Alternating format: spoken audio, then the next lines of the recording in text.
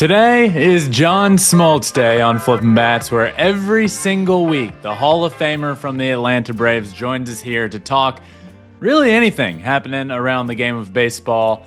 Pumped to have him on this week. A bunch of things happening. One, Shohei Ohtani returning to the mound in a simulated game against live pitching for the first time in 641 days. He's now back on the mound. But what I want to ask, John, because it's a big conversation out there, is should he just return as a closer and throw one inning, or should he be a starting pitcher? Who better to ask than literally the one person you think of when you think, okay, Hall of Famer that got a bunch of wins and got a bunch of saves? It's John Smoltz. So I'm going to ask him that question, and we'll see what he thinks. I'm going to talk about the kid down in Miami that made three errors in 4 innings. If you didn't see it, Ronnie Simon down in Miami, 4 innings, made 3 errors, just kept piling on top of each other. He was removed from the game and was actually just overcome with emotion. So I want to talk to John about that, if he remembers anything throughout his career or any player going through it like that. And who's the best pitcher in Major League Baseball? Going to talk to him about that. And then lastly, a fun question I want to ask him. Maybe not a fun question, but it happened earlier in the week in Detroit. A grounds crew guy went down with an injury. Delayed the game for about 5 to 10 minutes, and it was just tough to see. But what I want to ask John is, and hopefully get a good story, is do you ever remember anything with the grounds crew delaying a game in your career? And we'll see what he says there. So I'm pumped to get John Smoltz on the show, as we are every single week. How lucky are we? Really, really awesome. And I obviously feel very fortunate growing up a Braves fan and getting to have John Smoltz on the show every single week. So without further ado, let's get to it and welcome in the Hall of Famer, John Smoltz. All right, and as we do every single week, I am pumped to now welcome in the Hall of Famer, John Smoltz. John, how are we doing this week? Doing great this week. We got Dodgers, Yankees. Can't get any better than that. Oh, that is a good one. That'll be awesome. That's out here in LA, right? That's right. Awesome. Yep. So I want to start this week, John. I actually don't know if you would have seen this game or saw what happened, but there was a game earlier this week in Miami where second baseman Ronnie Simon made 3 errors in 4 innings. He was just overcome with emotion, brought the tears when he was taken out of the game. Really just tough to see. The game of baseball can be brutal mentally, and that was really tough, and just error after error after error started piling up. So my question to you is, do you ever remember, or does a game come to mind with a teammate, something like that with a teammate? Yeah, Mark DeRosa in Colorado. Bobby was trying to get him some playing time, and he made, I think, 3 errors and 4 chances, and he talks about, what that meant and what it did to him. And baseball is no different than any other sport. You get into slumps, you get into the funks, and you just hate to see it. It's like tough to watch when somebody can't throw a ball to a base, or a pitcher gets the yips. And in the game, it has a way of either defining you or ruining you. And you hope it defines you in a way that you're better for it. No one wants to go through it, but I'm sure it hasn't never happened to a lot of people on this kind of stage. Especially with the Marlins team, I wouldn't say there's a ton of veteran leadership in that clubhouse. When it comes to the Braves in that game in Colorado with Mark DeRosa, is it sort of like veterans in the clubhouse come up and you're like, hey, let's do it again tomorrow, or do you steer clear? How does it go? No, you look at the personality of our team was really good, and certainly Chipper Jones and Bobby Cox, and you just, if the guy can handle it, you make light of it, and it's a fluke, and you realize it's never going to happen again. I think that's the biggest thing is, when you get stuck or you get exposed in a place like, let's just say golf, you can hide for only so long, and then all of a sudden you start chunking some shots that you would never chunk, and you start thinking about it too much. Yep. Mechanically, if you just stick with the basics, you'll be fine. Yep, absolutely. John, you're out here in LA now. I want to talk about the Dodgers and Shohei for a second, being back on the mound. Dodgers have recently had some back into the bullpen struggles, which makes me want to ask you this. We've finally got Shohei Ohtani back on the mound facing live hitters for the first time in 640 days. So we aren't far from Shohei being back on a big league mound in a real game. If there was one person in the entire world that I would want to ask this question to, it's John Smoltz. A lot of people are saying, well, maybe Shohei comes back as a closer. Maybe he'd be a dominant back into the game closer. And this is all forgetting what he wants to do, going to happen. But in your mind, Shohei is coming back. Do you like him as a starting pitcher when he comes back, or would you like to see him in the closer role coming back?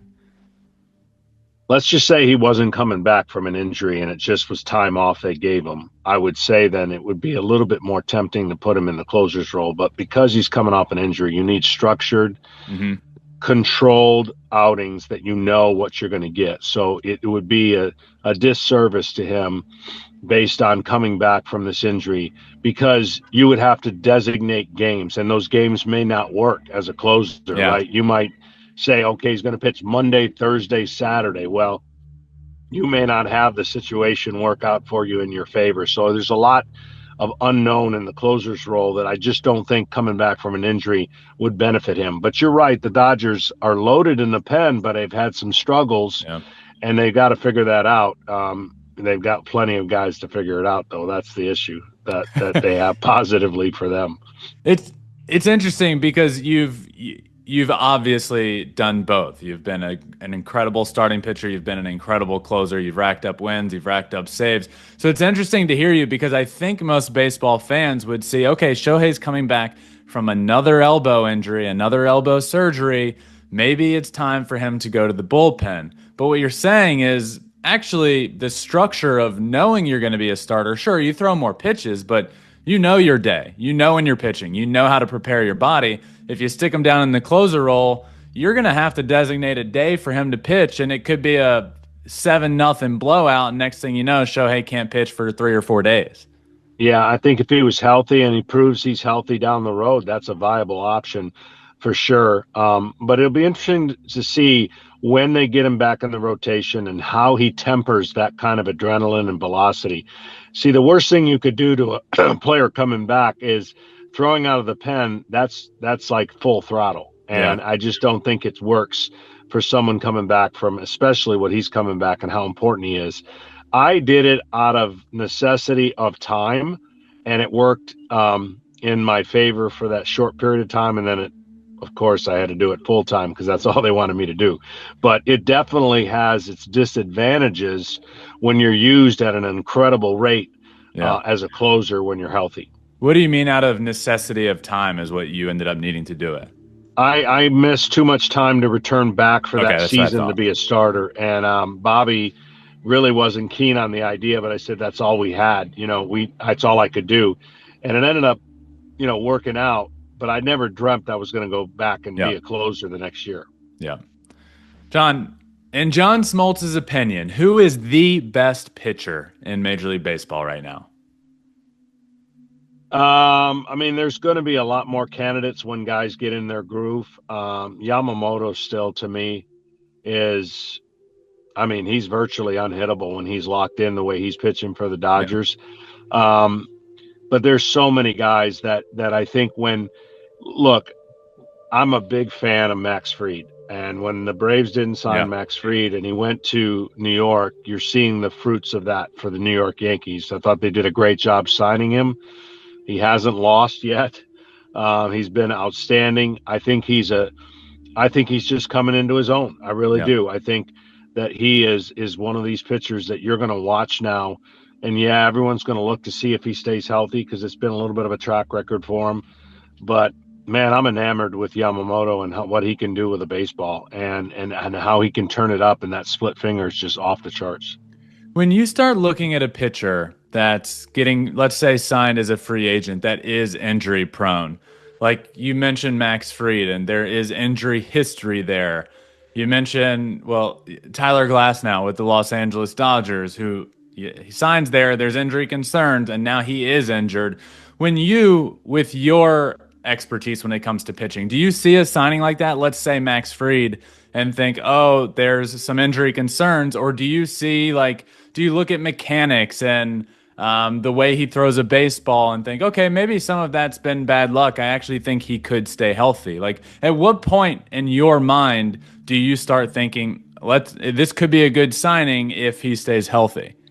The biggest thing for me is they've got to prove they've done something, pitched some kind of innings, right? If he's thrown 200 innings, I'm pretty sure, or close to it.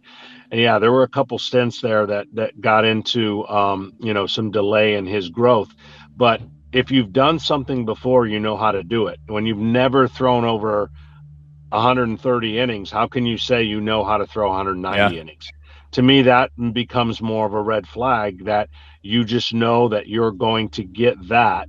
And anything else you get might be an extreme bonus just because the track record hasn't shown any of that. To me, that's, and I look at particular injuries. Some are flukish, some are just, wear and tear, but not structural to the point where you're going to miss a full season and a half. So I do look at some of those things when you think about what guys have been through and what they've done. Yeah. Last one for you, John, before we go.